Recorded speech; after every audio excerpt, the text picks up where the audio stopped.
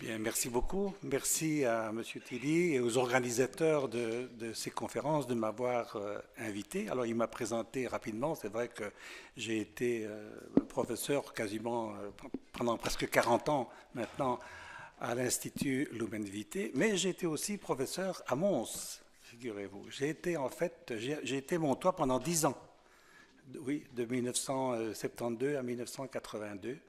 Et j'ai enseigné 2 ans ici au collège. Mais après, j'ai continué les études et j'ai enseigné à Lumen Vitae à partir de 1978. Voilà, donc c'est un peu une retrouvaille pour moi. J'habitais là-bas pas loin, rue Berwoods, dans une petite communauté. Donc je vais vous parler aujourd'hui de l'espérance face à la mort. Face à la mort, m'est-il possible encore d'espérer? Une grosse question.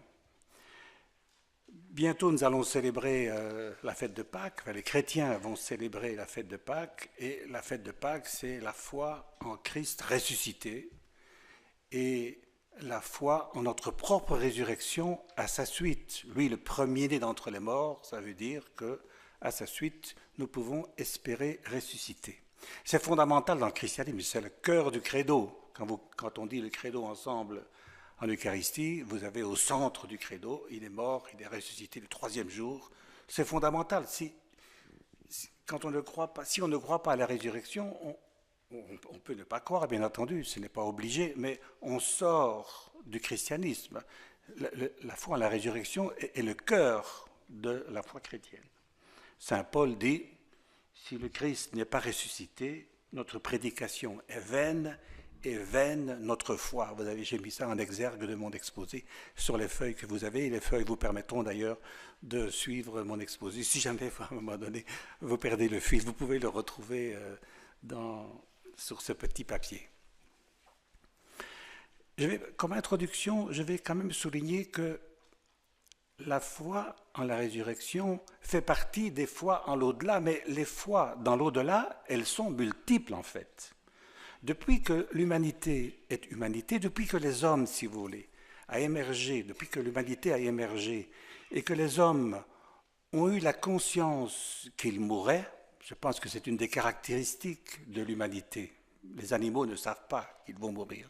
Ils peuvent fuir le danger, mais ils ne savent pas ils ne pensent pas qu'ils vont mourir. C'est en dehors de leur conscience. Tandis que l'humanité sait qu'elle va mourir. Et quand on sait qu'on va mourir, bien forcément, on se pose la question, mais qu'est-ce qu'il y a après?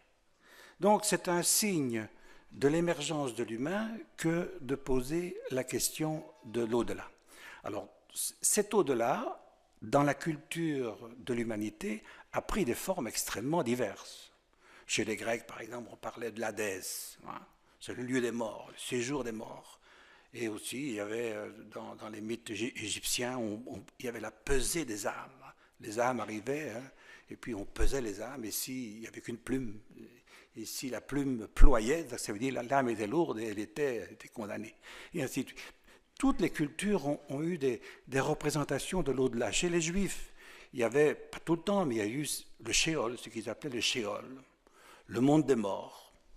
Vous avez aussi les théories de la réincarnation. Vous avez dans le monde africain le monde des ancêtres. Quand on meurt, on passe dans le monde des ancêtres si on le mérite.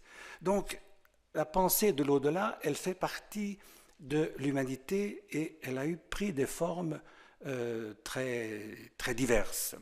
Et dans toutes ces formes, alors il y a souvent aussi dans l'au-delà l'idée de rétribution. Hein. On est rétribué en fonction de sa vie passée. Mais dans toutes ces formes de croyance en l'au-delà, il y en a quand même une qui est spécifique, et c'est celle-là dont je voudrais parler, c'est la foi en la résurrection chrétienne. La foi en la résurrection chrétienne, comme j'essaierai de le dire tout à l'heure, ce n'est pas la foi dans une sorte d'arrière-monde qui serait derrière nous, qu'on ne voit pas, comme s'il y avait le monde d'ici et puis le monde des morts.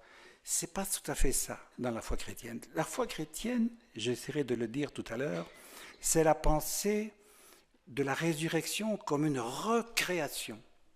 C'est-à-dire le Dieu qui a été capable de nous susciter à la vie, il est aussi, et c'est notre espérance, il est aussi capable de nous ressusciter. Bon, j'essaierai d'expliciter ça, si vous voulez, mais c'est une pensée de la création. Résurrection, c'est création nouvelle. D'ailleurs, saint Paul dit ça. Hein. Vous êtes des créatures nouvelles. Et dans l'Apocalypse, il est dit, voici que je fais toutes choses nouvelles. Donc, la pensée de la, création, de la résurrection dans le christianisme, c'est une pensée de la création, en fait, et de la recréation. Mais je vais arriver à ça, je vais l'expliciter. Mais il faut reconnaître qu'aujourd'hui, effectivement, c'est une pensée difficile. Il y a beaucoup de gens qui sont de tradition chrétienne, qui ont été au catéchisme, qui ont fait leur première communion et qui ont reçu la confirmation, etc., qui ont été éduqués dans la foi, si vous voulez, ont abandonné cela. Il y en a partout. Autour de vous, vous en voyez. Dans vos familles, vos enfants peut-être. Il y a eu depuis, maintenant, disons, 50 ans quand même, un éloignement progressif de ce qui paraissait avant évident. Avant, pour beaucoup de nos grands-parents, par exemple, la foi en la résurrection, ça allait de soi. On ne se posait même pas la question. Bon, aujourd'hui, vous vous rendez compte, on n'en est plus là. Hein. La foi est redevenue, pas abandonnée, mais c'est redevenu une question difficile qu'il faut traverser, qu'on doit traverser, mais ça n'est plus évident. Avant, la foi, pourrait-on dire, faisait partie de la culture. On tétait la foi avec le lait de sa mère. C'était comme ça. Hein, et ça allait de soi. Bon, tout cela a bien changé. Et heureusement d'ailleurs, heureusement, la foi, elle est tout entière passée dans le champ de la liberté et de la réflexion libre. Hein. On n'est plus croyant simplement par habitude. On est aujourd'hui croyant parce qu'on le veut, parce qu'on le souhaite, parce qu'on a réfléchi. Donc ce que je voulais dire, c'est que cette foi à la résurrection, qui a fait un consensus pendant des siècles, eh bien, ce consensus s'est écrasé, s'est écroulé. Je prends quelques exemples.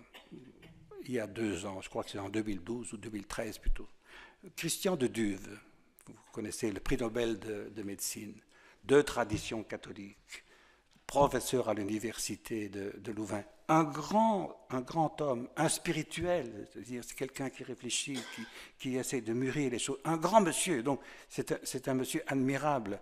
Mais il a fait des déclarations à la fin de sa vie qui ont,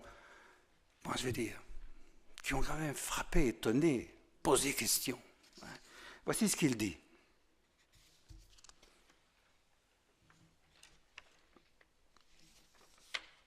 La mort, ce serait beaucoup dire qu'elle ne m'effraie pas. Mais je n'ai pas peur de l'après, car je ne crois pas. Et lorsque je disparaîtrai, il ne restera rien. C'est rude comme affirmation. Lorsque je disparaîtrai, d'autres continueront peut-être, mais moi, comme sujet, il ne restera rien. Ça veut dire que, bon, pour l'individu, et pour chacun d'entre nous, par conséquent, c'est le néant qui prend le dessus. Mais je le répète, c'est un homme admirable. Hein. J'ai beaucoup d'admiration pour M. de Duve. Hein. Mais il est de tradition chrétienne. Alors quel est le chemin qu'il a fait pour en arriver là et mourir ainsi? Je prends un autre exemple. Le philosophe français Comte Sponville, vous connaissez sans doute, hein, qui a écrit un livre remarquable, L'esprit de l'athéisme, introduction à une spiritualité athée. Alors lui, il dit, je résume, hein, il faut espérer moins et aimer davantage. Si vous voulez, il y a chez Comte Sponville ce qu'il appelle le traité du désespoir et du bonheur. Il dit, l'athée ne peut pas échapper au désespoir, parce qu'il se heurte finalement au néant. Mais, sachant cela, hein, et donc on est voué au désespoir, il faut aimer et goûter le bonheur. C'est-à-dire, c'est le bonheur maintenant. Il s'inspire d'ailleurs des traditions orientales, hein, où il s'agit de ne pas désirer, parce que si on désire l'au-delà, on en souffre. Donc il faut cesser de désirer au-delà, hein. Il faut espérer moins, mais goûter le bonheur maintenant. C'est ça qu'il dit, fondamentalement. Hein. J'ai mis cette phrase-là, je pense, dans votre petit papier. Là. Le bonheur n'est pas à espérer, mais il est à vivre. Vous voyez, la tradition bouddhiste va dire ça aussi. Si on éteint le désir, hein, eh bien, on est heureux. C'est parce que si on désire, on est toujours en manque. Donc, si on est en manque, on est malheureux. Donc, il y a une manière de goûter au bonheur de vivre en renonçant à désirer pour l'au-delà. C'est ça, là.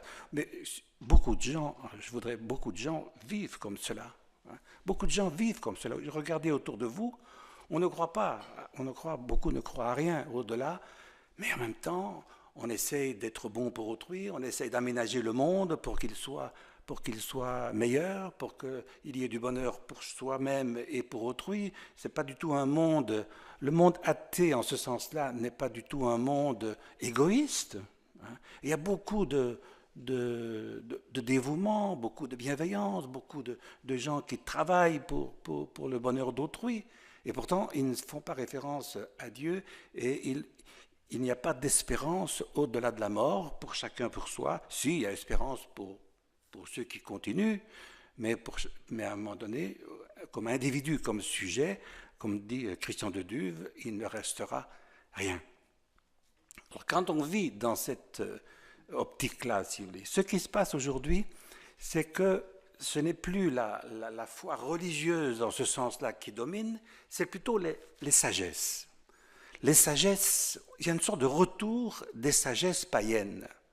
Les sagesses païennes, c'était, bon, il ne faut pas espérer au-delà de l'existence, mais il faut aménager le monde au mieux que l'on peut. Hein. Et on pourrait dire en ce sens-là que les sagesses ou la morale, l'éthique, se substituent à la religion et à la foi. Alors les sagesses aujourd'hui, qu'est-ce qu'on pourrait dire? Donc c'est une manière de prendre le monde. Il y a trois caractéristiques, si vous voulez, pourrait-on dire, à cette sagesse de vivre sans Dieu, et donc sans espérance dans l'au-delà. On pourrait dire qu'il y a un aspect de panthéisme, d'épicurisme et de stoïcisme.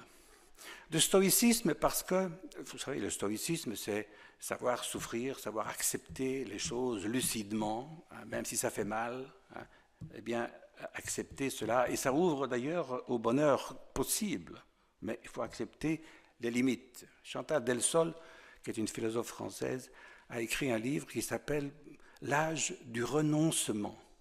Eh bien, elle dit que notre monde a renoncé effectivement à toute perspective de l'au-delà et se contente de l'univers dans lequel on est. Bien sûr, ça fait souffrir parce qu'on dit il faut limiter ses désirs. Donc il y a un renoncement à un quelconque futur dans l'au-delà, mais il faut jouir du bonheur ici. Et ça, c'est le stoïcisme, c'est précisément accepter cette limite-là, accepter la mort comme fin définitive, hein, accepter cela et s'en accommoder. L'épicurisme, c'est acceptant la mort comme définitivement, quand même jouir de la vie. La vie est belle, même si on meurt, après on va au néant, la vie est belle. Et de toute façon, quand on sera mort, on n'aura même pas conscience d'être mort, et donc il n'y a pas de malheur à attendre. On n'aura pas l'occasion de souffrir, puisqu'on n'en aura même pas conscience. Mais en attendant, il faut jouir de la vie. Et pas d'une manière égoïste, pas nécessairement, mais aussi jouir de la vie ensemble, c'est-à-dire aménager le monde pour qu'il soit le meilleur possible. Et puis l'autre aspect que j'ai dit, oui, le panthéisme. Le panthéisme, c'est une philosophie qui dit au fond, qui ne nie pas Dieu, mais Dieu, c'est le monde tel qu'il est. Nous sommes une partie de Dieu. S'il y a un Dieu, c'est le monde. C'est un peu la théorie de Spinoza. Hein. Le monde, c'est tout ce qui existe, il n'y a rien au-delà, mais s'il y a un Dieu, c'est le monde. Et nous faisons partie de ce monde-là. Mais c'est un monde qui est muet, qui n'a pas de destin, qui n'a pas de sens, si vous voulez, en ce sens-là. C'est nous qui mettons du sens. Le monde est muet, mais c'est nous qui parlons. Et nous construisons la société. Mais le monde en soi, il est muet. Il ne dit rien. Il n'a pas de destinée. Et je pense que si vous regardez autour de vous, beaucoup de gens vivent comme ça. On prend la vie telle qu'elle est, on accepte qu'après, il n'y ait plus rien, on n'y pense pas d'ailleurs, et puis on essaye d'aménager la vie aussi bien que l'on peut. Ça, je dirais, c'est le retour des sagesses païennes. C'est une tendance forte, aujourd'hui, très forte, que l'on voit tout autour de nous, et qui est en nous aussi, on se pose la question nous-mêmes. Puis il y a aussi une autre tendance aujourd'hui qui apparaît, c'est ce qu'on appelle, c'est tout nouveau ça, le transhumanisme. Je ne sais pas si vous avez entendu parler de ça, mais le transhumanisme, c'est l'idée de pouvoir un jour échapper à la mort. Alors vous avez entendu ça sans doute, un conférencier qu'on voit sur YouTube, etc. Il fait une conférence sur les sciences et il dit comme ça à un moment donné, mais vous verrez, il y en a parmi vous qui vivront 1000 ans. Alors c'est toute la théorie de la restauration des organes. Vous avez un cœur malade, on met une cellule souche et hop, la cellule souche va vous créer un nouveau cœur, et ainsi de suite. Bon, finalement, c'est le rêve d'échapper à la mortalité. Ou bien, ça pourrait être, et on pourrait provoquer une mutation génétique. Parce que vous savez, l'évolution des espèces, c'est par mutation génétique. Alors on pourrait provoquer une mutation génétique qui supprimerait, par exemple, le gène du vieillissement. Oui, voilà, c'est le rêve d'immortalité. Ou bien aussi maintenant, il y a des théories qui parlent des robots. L'humanité va inventer des robots qui seront immortels. Et des robots tellement perfectionnés qu'ils auront la conscience, mais ce seront des... Donc, ce qui se passe aujourd'hui, c'est donc un retour des sagesses, mais aussi l'émergence de rêves d'immortalité, soit par mutation génétique, soit par rénovation perpétuelle des organes, soit par la robotisation de notre existence. Voilà, on est un peu... J'ai fait un petit peu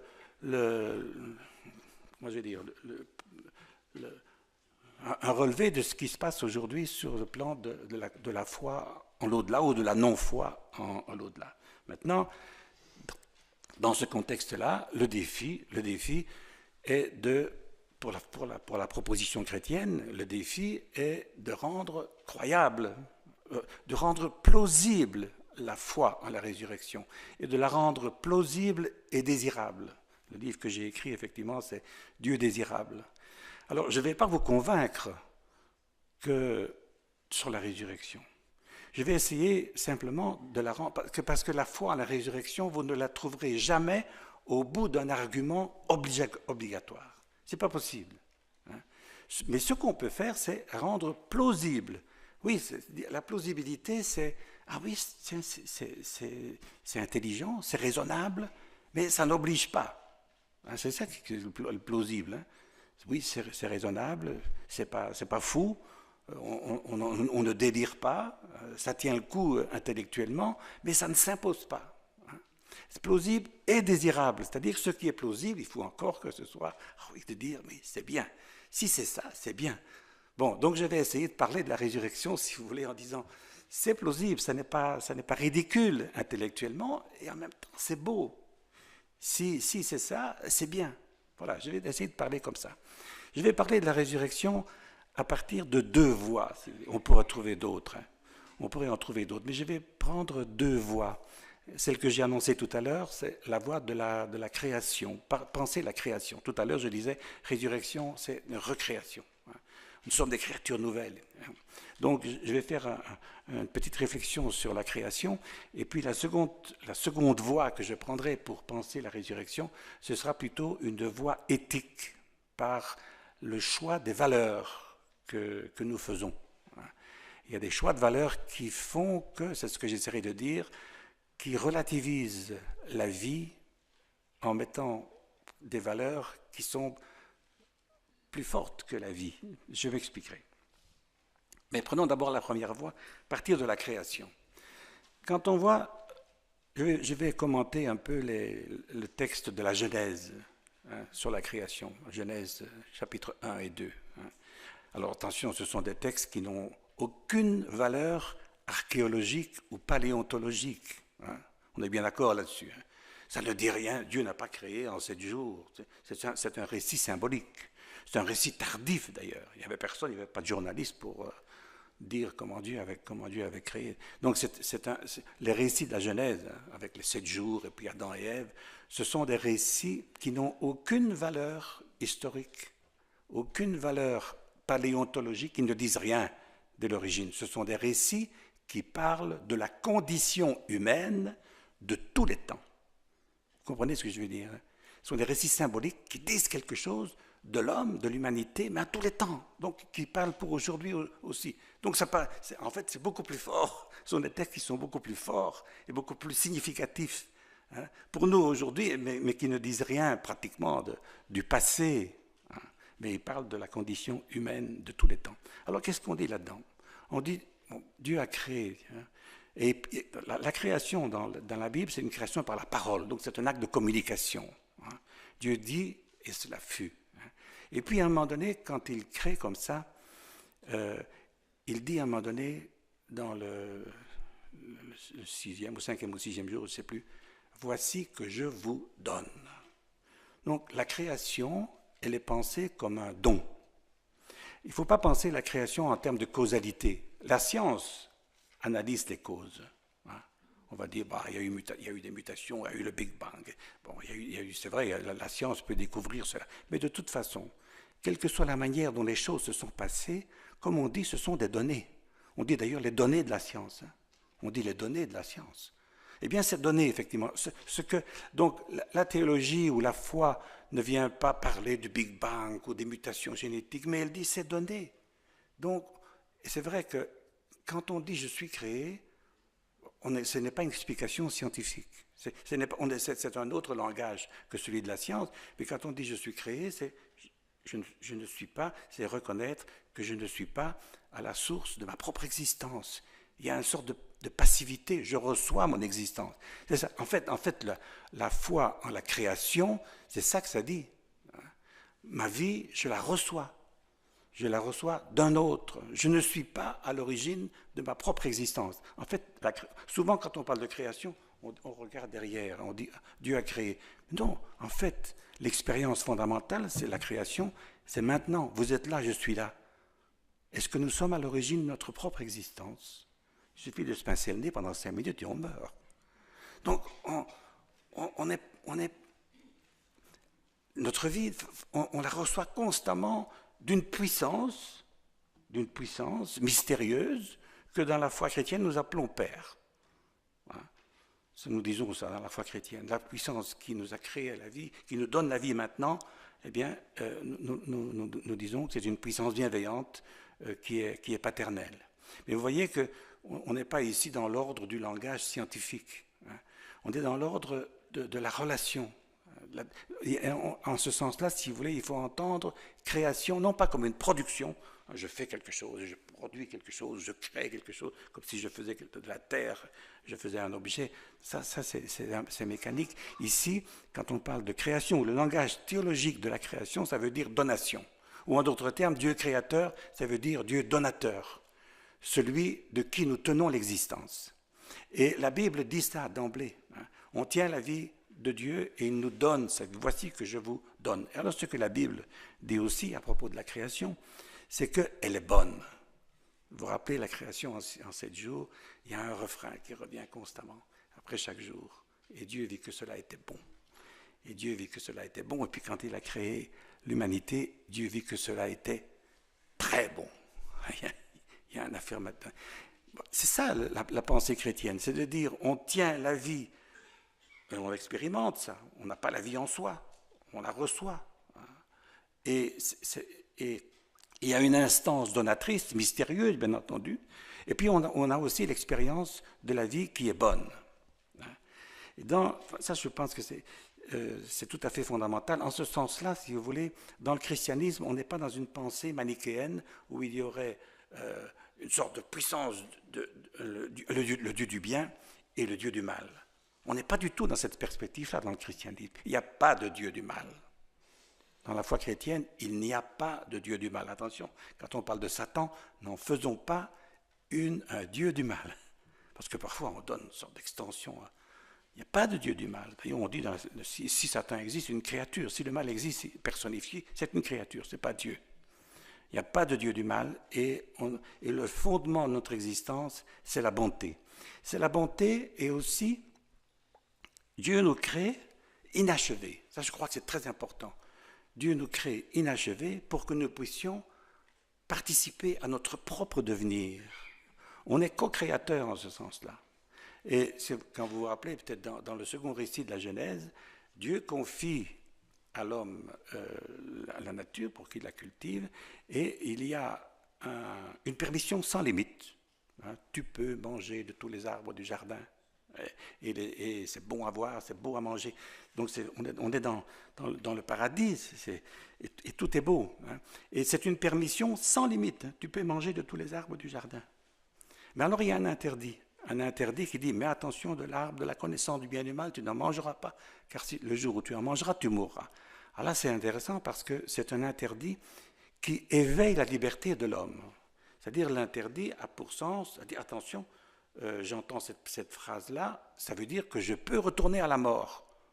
Hein, je peux prendre un chemin de mort. Mais vous voyez que ça éveille la responsabilité, ça éveille la liberté de l'humanité face à la vie et à la mort. L'homme devient responsable, en d'autres termes, de sa vie et de sa mort. Alors, le problème, c'est qu'est-ce que c'est que cet interdit-là? Alors, pour comprendre le sens de l'interdit, il faut bien voir que l'interdit n'enlève rien à la permission qui a été faite. Et le malheur, c'est que l'humanité comprend mal le sens de l'interdit. Je vais vous donner un exemple très facile à comprendre. Supposez que Dieu dise, c'est une comparaison, vous pouvez aller prendre toutes les routes et aller où vous voulez. Hein? Donc c'est la permission totale. Allez où vous voulez et prenez toutes les routes. Mais attention, roulez à droite, pas à gauche. Vous voyez que l'interdit ici, de rouler à droite, mais pas à gauche, c'est pourquoi? Parce qu'il y a de l'autre. Laissez aussi l'autre circuler. Parce que si on roulait n'importe comment, il y aurait des embouteillages, finalement on ne saurait plus circuler. Donc, si vous voulez, l'interdit, il est la condition pour la permission. Je ne sais pas si vous voyez ce que je veux dire. Mais pour circuler, pour qu'on puisse aller n'importe où et emprunter toutes les routes, il y a une condition. C'est de laisser la place à l'autre, hein, et de rouler à droite et pas à gauche.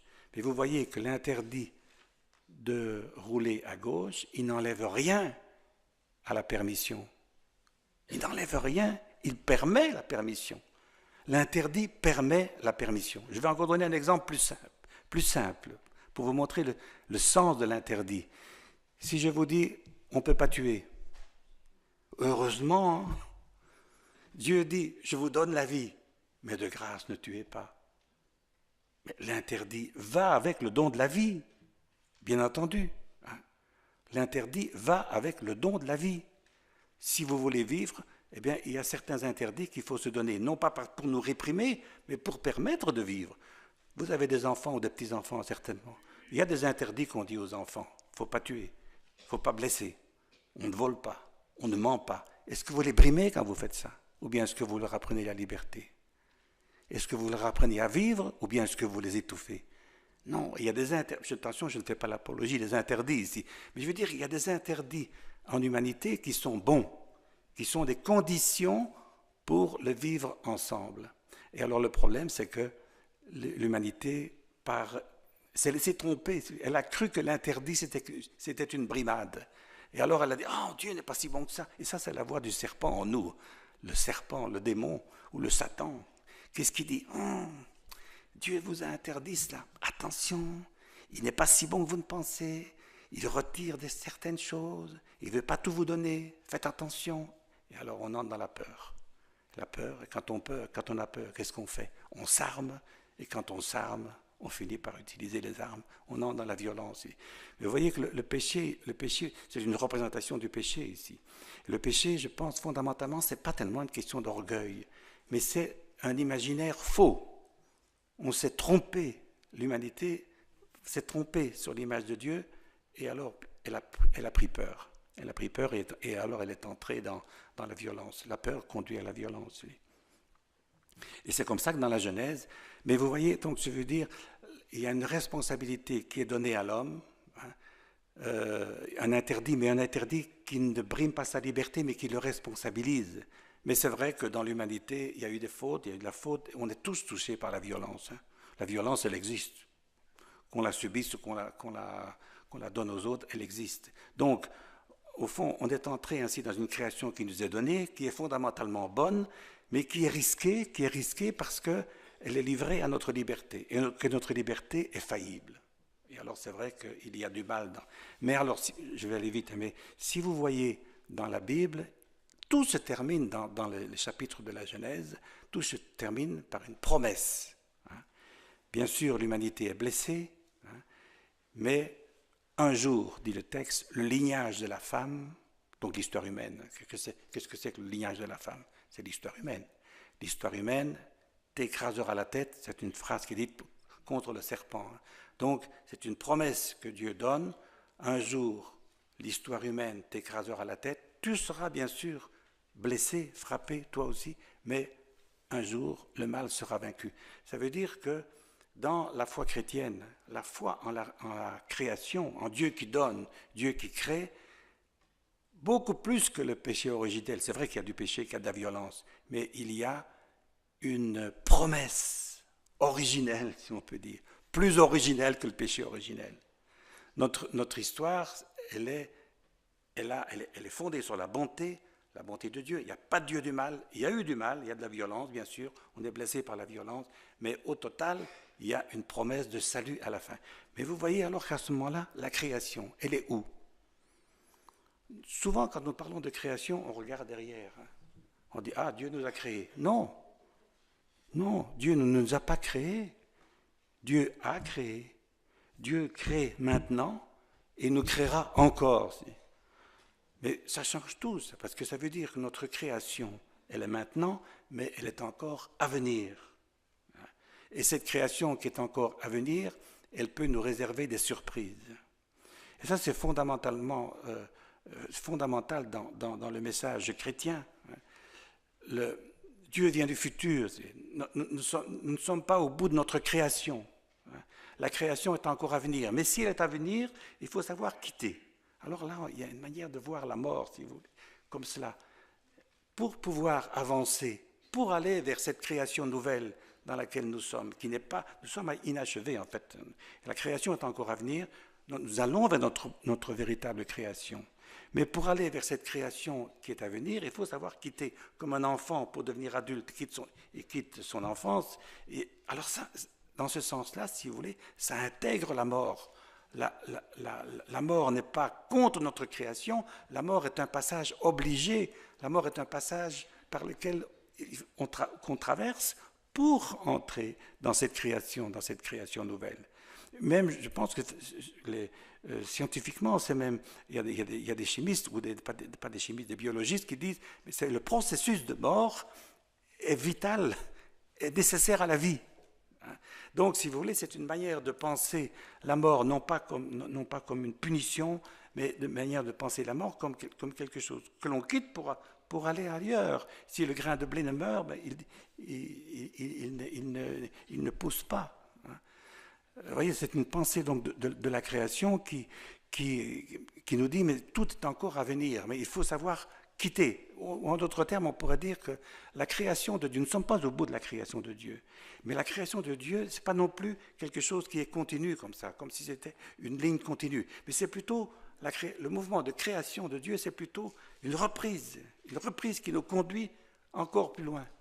Mais qui implique, alors c'est vrai, une mort, mais pour aller au-delà de la mort, pour aller vers cette création qui nous attend encore. J'ai parlé de création tout à l'heure. Vous connaissez le premier livre de la Genèse, qui est un livre de création, qui raconte la création. Mais si vous prenez le dernier livre de la Bible, c'est aussi un texte de création. C'est l'Apocalypse. Et dans l'Apocalypse, qu'est-ce que vous lisez? Voici que je fais toutes choses nouvelles. Donc, vous voyez, je crois que c'est très important, ça, très important pour penser la résurrection. Quand on parle de création, ne regardez pas en arrière, regardez en avant. La création, nous sommes toujours dedans et nous l'espérons, elle est toujours à venir. Saint Paul dit ça aussi de manière admirable. Il dit, la création tout entière gémit dans les douleurs de l'enfantement. Et ce qui vient est sans commune mesure par rapport à ce qui a été. Ouais, quelle vision extraordinaire. Ce qui vient est sans mesure par rapport à ce qui a été. Alors j'ai mis une formule que j'aime bien, qui est dans votre feuille. Là. Au fond, en résumé, nous ne sommes pas des êtres vivants dont l'horizon est la mort. Vous pouvez faire la suite, vous pouvez dire la suite. Nous sommes des êtres mortels dont l'horizon est la vie. Ça, c'est la foi chrétienne. Nous ne sommes pas des êtres vivants dont l'horizon est la mort. Nous sommes des êtres mortels, c'est vrai, mais dont l'horizon est la vie. Alors certains vont dire, oui, c'est impossible, c'est incroyable. Vous croyez à ça? Mais quand on met quelqu'un dans le trou, c'est vraiment le trou. Hein? Bien quand on incinère quelqu'un, il n'y a plus rien. Comme disait M. de Duve, après moi, il n'y aura rien. Alors certains vont dire, non, c'est impossible, c'est incroyable. On dit, c'est incroyable. Mais je me dis, mais pourquoi est-ce incroyable? Ce qui est incroyable, c'est que nous existions. Hein. C'est déjà incroyable. Nous sommes dans l'incroyable. Vous voyez le monde tel qu'il est, fantastique. Il y a un univers infiniment grand, hein, qui est l'infiniment petit. Notre corps, par exemple, ou le fonctionnement de notre corps. Il est aussi complexe que l'univers tout entier. Donc, on est dans le fantastique. L'incroyable. Quand on dit la résurrection est incroyable, mais notre première surrection elle-même est déjà incroyable. Vous comprenez ce que je veux dire? Si nous existons, et c'est incroyable, on a pris de gros lot, le super gros lot d'exister. Mais si nous existons et que c'est incroyable, pourquoi dire « Ah non, la résurrection, c'est incroyable ». Ce n'est pas plus, en d'autres termes, si vous voulez, ce n'est pas plus difficile de croire, de croire en la résurrection que de constater que nous existons et que le miracle, c'est que nous existions.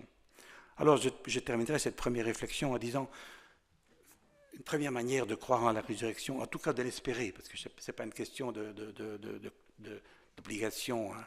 Mais je dirais ceci, la puissance mystérieuse qui nous a fait naître, qui nous a suscité à la vie, hein, pourquoi serait-elle incapable de nous ressusciter? C'est ça. Alors c'est une question de foi, de confiance, effectivement, mais ce n'est pas ridicule, ce n'est pas en dehors de la raison.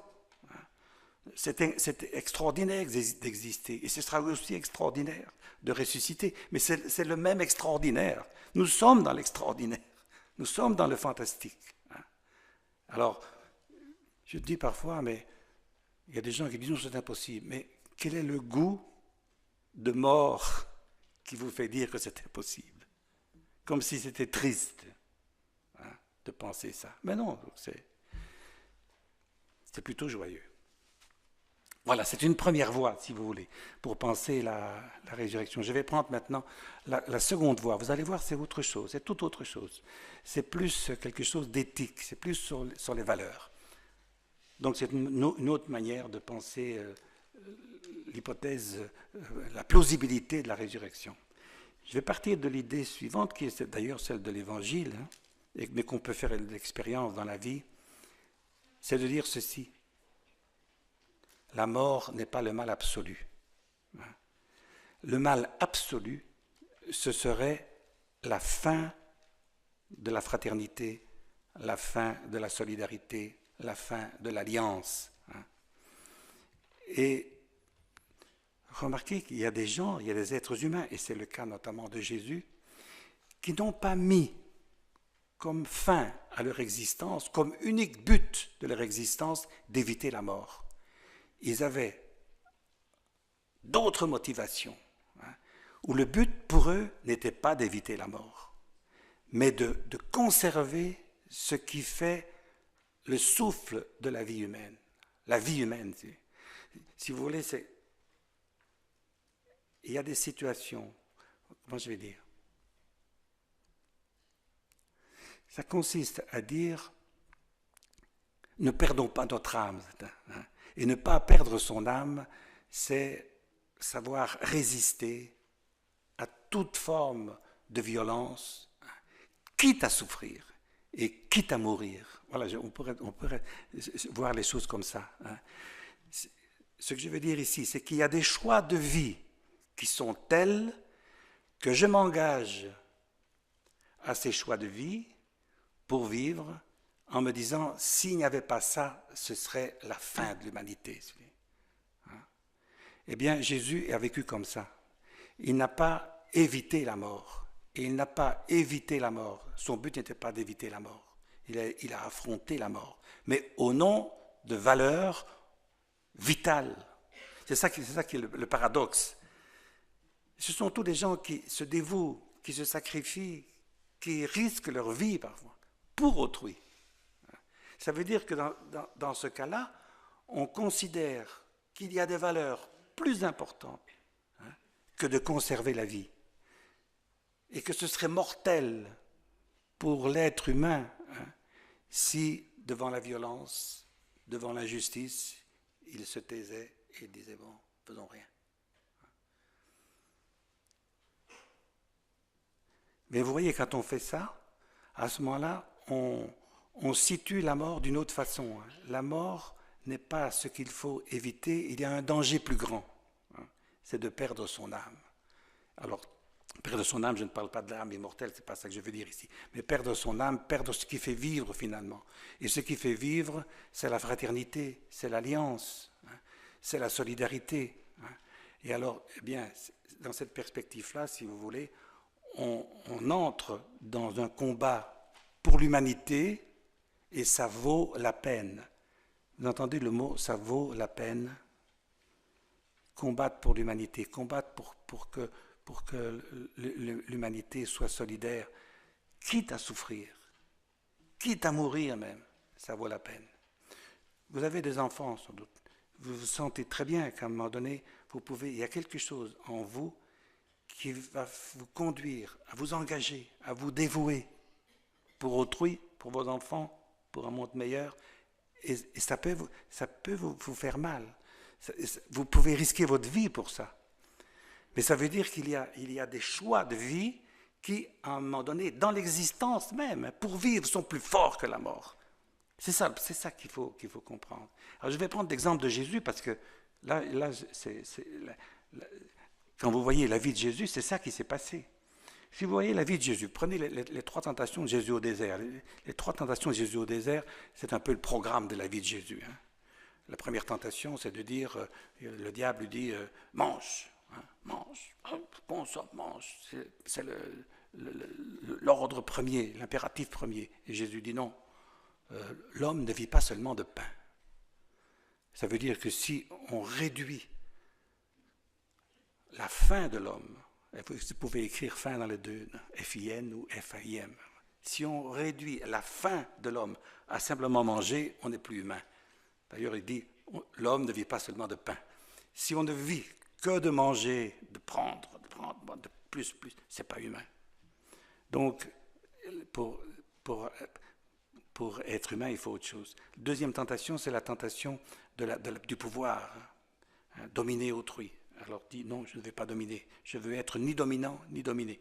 Et la troisième tentation, c'est une sorte de prise de pouvoir sur la vie, comme qu'on veut absolument tenir comme si elle était un droit, comme si elle était un dû, si vous voulez. Bon, je ne vais pas m'attarder davantage sur ces trois tentations, mais ces trois tentations, elles disent le désir de Jésus.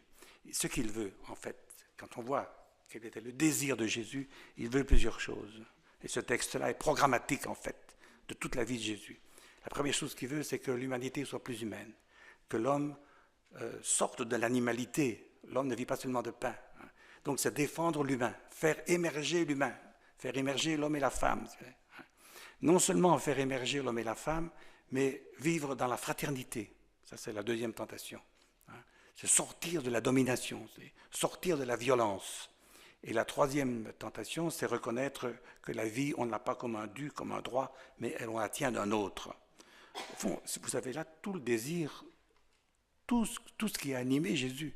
Il a voulu humaniser, il a voulu fraterniser, et il a voulu que les êtres humains, qui se reconnaissant comme frères et sœurs, reconnaissent que leur fraternité, elle trouve son fondement dans une paternité, la paternité de Dieu.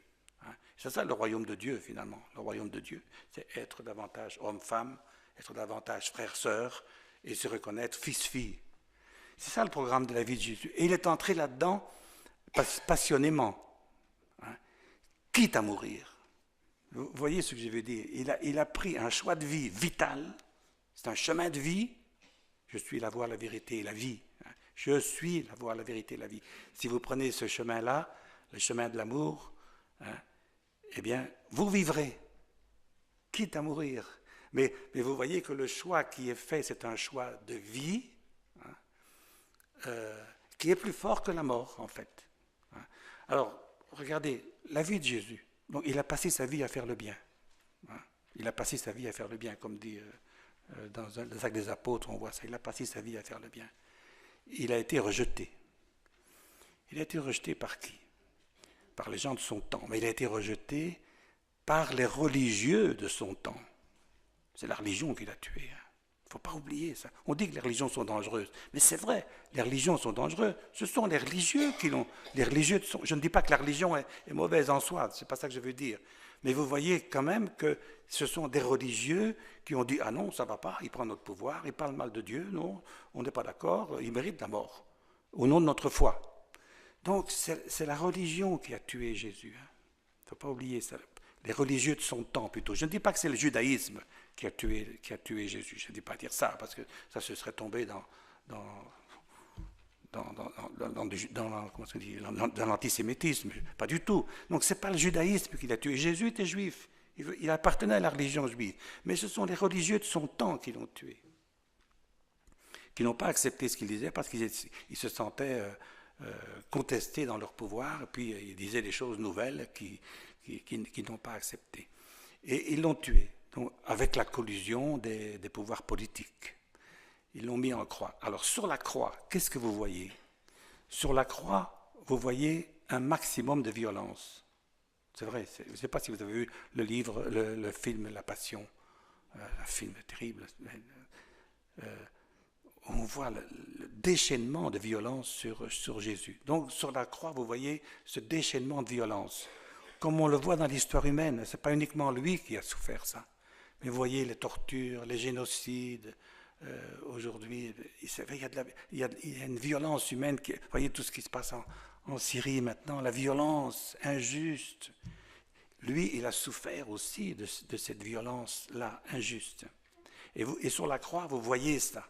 Vous voyez non seulement la violence sur Jésus, mais vous voyez toute la violence du monde. Il est symbolique de toute la violence du monde. Et sur la croix, vous voyez aussi autre chose. Vous voyez non seulement la violence extrême, mais vous voyez aussi un amour poussé jusqu'à l'extrême, encore plus loin. Qu'est-ce qu'il dit sur la croix? Alors qu'on le tue, il dit « Père, pardonne-leur, car ils ne savent ce qu'ils font. » Donc, il implore le pardon, il reste bienveillant à l'égard de ceux qui le tuent, il implore le pardon et remet, si vous voulez. Il fait son choix, il était jusqu'au bout de son choix de l'amour qui fait vivre. Il a été jusqu'au bout de son choix de l'amour qui fait vivre. Père, pardonne-leur car ils ne savent ce qu'ils font, et il leur remet son âme, son esprit entre les mains de Dieu. Saint Paul résume ça de manière extraordinaire. Il y a une phrase chez Saint Paul comme ça qui dit « Là où le péché a abondé, c'est-à-dire là où la violence a abondé, la grâce a surabondé. » Ça, c'est le mystère de la croix. Quand on voit les croix, c'est ça qu'on voit. On voit l'extrême violence et on voit un amour plus grand encore qui sauve, bien entendu. Ce n'est pas la souffrance du Christ qui sauve, hein. C'est son amour qui sauve. Ce n'est pas la souffrance qui sauve. Il ne faut pas souffrir pour le plaisir. Enfin, non, mais il a été jusqu'au bout de ces valeurs qu'il estimait comme des valeurs de vie. Et sur la croix, vous voyez ça. Vous voyez l'extrême violence et l'amour poussé encore à l'extrême. Vous vous rappelez Saint Jean aussi, hein, à la fin, il dit, Jésus les aima jusqu'au bout. Hein. Il se lève de table, il enlève son tablier, il se met un tablier, il se met au service, il lave les pieds des disciples et il les aima jusqu'au bout, jusqu'à l'extrême, en donnant un exemple. Sur la croix, vous voyez ça. Mais ce n'est pas tout. Sur la croix, vous voyez aussi L'impuissance de Dieu. Pourquoi est-ce que Dieu laisse faire ça? Pourquoi est-ce que Dieu laisse faire ça? Donc vous avez l'impuissance de Dieu.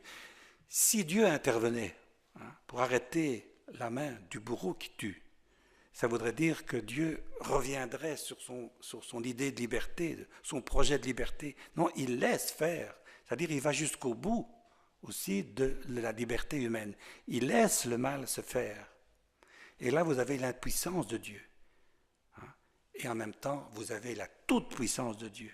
Et la toute-puissance de Dieu, c'est quoi? La résurrection.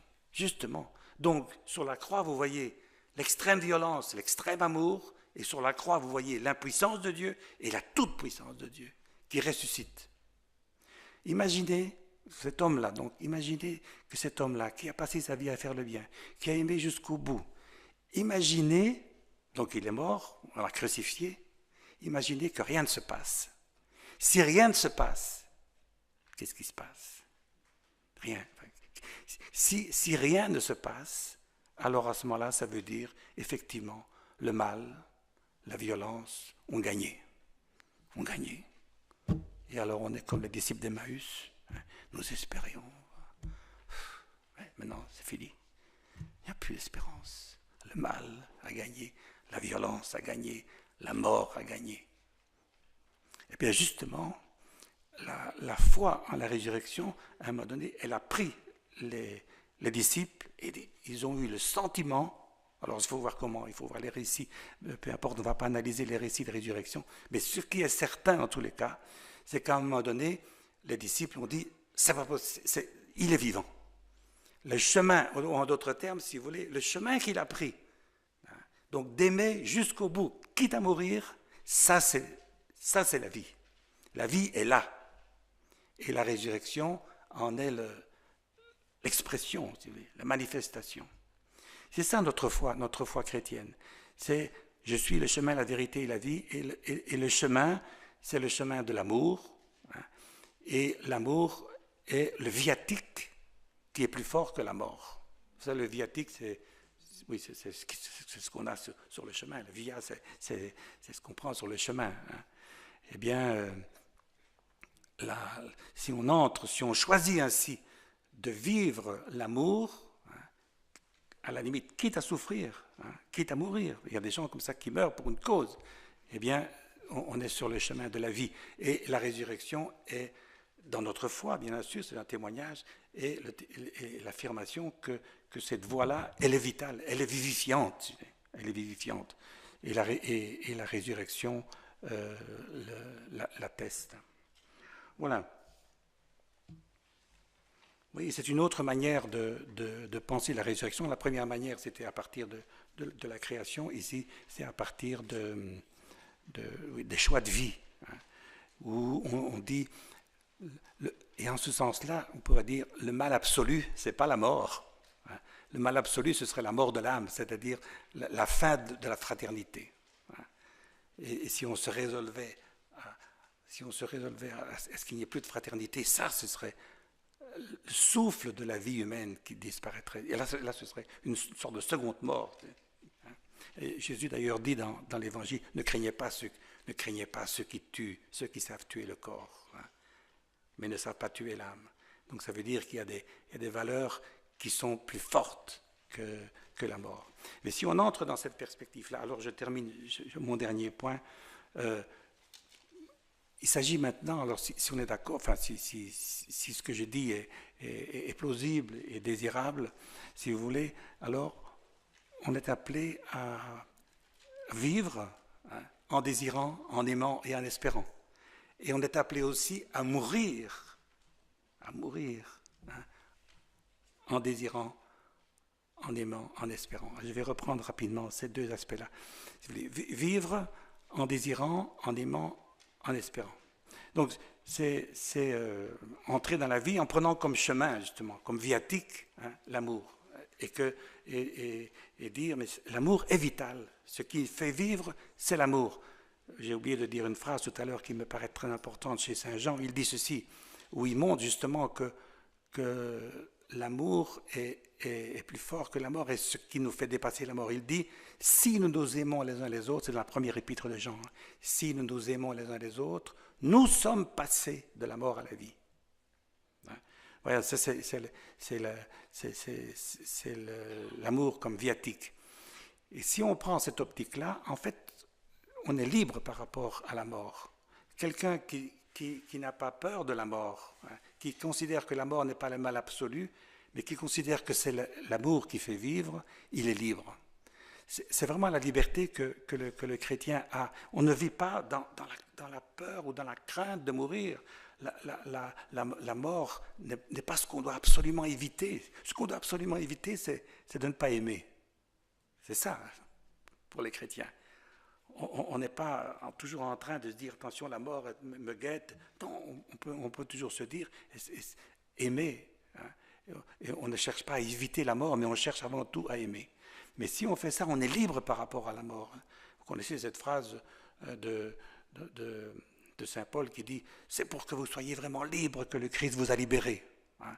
Ne retournez pas à la peur. Hein, qui vous fait vivre dans l'ombre de la mort, justement, ne retournez pas à la peur de la mort, ou ne retournez pas à la peur d'un Dieu qui tue, hein, mais entrez dans un esprit dans l'esprit qui vous fait dire Père à Dieu. Hein. Donc c'est sortir de la peur de la mort et entrer délibérément dans un choix de vie qui est l'amour. C'est un choix vital. Et vivre cela. Hein. Et alors à ce moment-là, c'est mener sa vie en désirant, en aimant et en espérant. Tout à l'heure, je disais, Comte Sponville disait, il faut espérer moins et aimer davantage. Alors ici, je dirais, il faut espérer davantage et aimer davantage. Hein. Les deux, il ne faut pas jouer l'amour contre l'espérance. Non, il faut aimer davantage, il faut espérer davantage. Et ça, notre vie peut être comme ça. Mais aussi notre mort. Mourir en désirant. Il peut arriver que quelqu'un désire mourir, c'est vrai. Et c'est légitime d'ailleurs, à certains moments, quand le corps s'en va et que quelqu'un peut dire, moi j'ai envie de mourir, j'ai envie de passer à autre chose, j'ai envie de mourir, je désire mourir. Mais ce n'est pas ça que je veux parler ici, mais qu'on désire ou non mourir, on peut toujours mourir en désirant, c'est-à-dire si la mort s'approche et si on voit qu'elle approche, eh bien, ne pas diminuer son désir. Au contraire, on pourrait booster le désir. Hein. Désirer davantage, si vous voulez, devant la mort. Partir en désirant, en d'autres termes. Partir en désirant. Ça, c'est ce que la foi chrétienne propose. On part, on meurt, mais on désire. Hein. Alors, qu'est-ce que c'est que mourir chrétiennement? C'est quand on meurt comme chrétien. Il ne faut pas être saint pour ça. Hein. Je vois des tas de gens, et vous avez certainement connu dans vos familles des gens qui sont morts comme ça, des personnes qui sont mortes comme ça. Comment? En disant merci. Il y a des tas de gens qui meurent, qui disent merci pour ce que vous m'avez donné, je vous suis redevable, merci. Ils partent en disant merci. Vous voyez, c'est un acte de communication. Ils partent en disant merci. Et puis ils s'abandonnent. Vous voyez, dans le mot abandon, vous avez le mot don. Hein. Ma vie a été reçue et je la donne.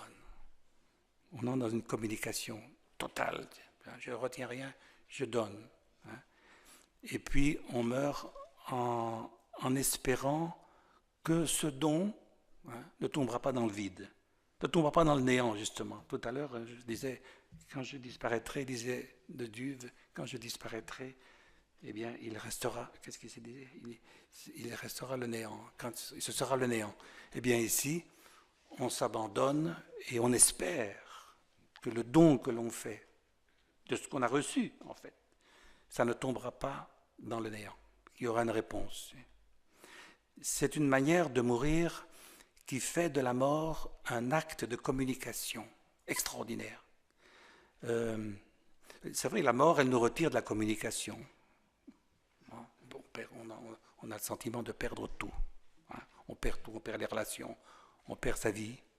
Eh bien, le coup de génie, pourrait-on dire, du christianisme, c'est de saisir cette perte de la communication pour en faire un acte de communication maximum. C'est comme un bas qu'on retourne. Hein. Prenez un bas, vous le retournez, comme une chaussette plutôt. Vous retournez la chaussette. Et ce qui apparaissait comme une perte de communication devient un acte de communication où vous reconnaissez ce que vous avez reçu, vous rendez ce que vous avez reçu et vous espérez que quelque chose vous sera encore rendu quand ça ne tombera pas dans le vide. Il y a quelque chose de tout à fait génial pour ça, je trouve, dans le génie, on pourrait dire le génie du christianisme, c'est ça. Hein.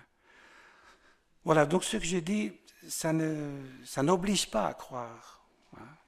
Mais je pense, j'espère en tout cas, vous pouvez le dire comment vous réagissez par rapport à ça, par rapport à ce que j'ai dit. C'est pas fou, je ne suis pas, c'est raisonnable, mais ça ne s'impose pas par la force. C'est raisonnable et je pense aussi qu'on peut dire c'est désirable. C'est ça, nous sommes dans cette situation-là. Est-ce que la foi en la résurrection, eh bien, nous pouvons dire bien, il y a une cohérence là, et en même temps, on a envie que ce soit vrai. Donc c'est ça que je veux dire, désirable. C'est désirable. Voilà. Merci pour votre attention.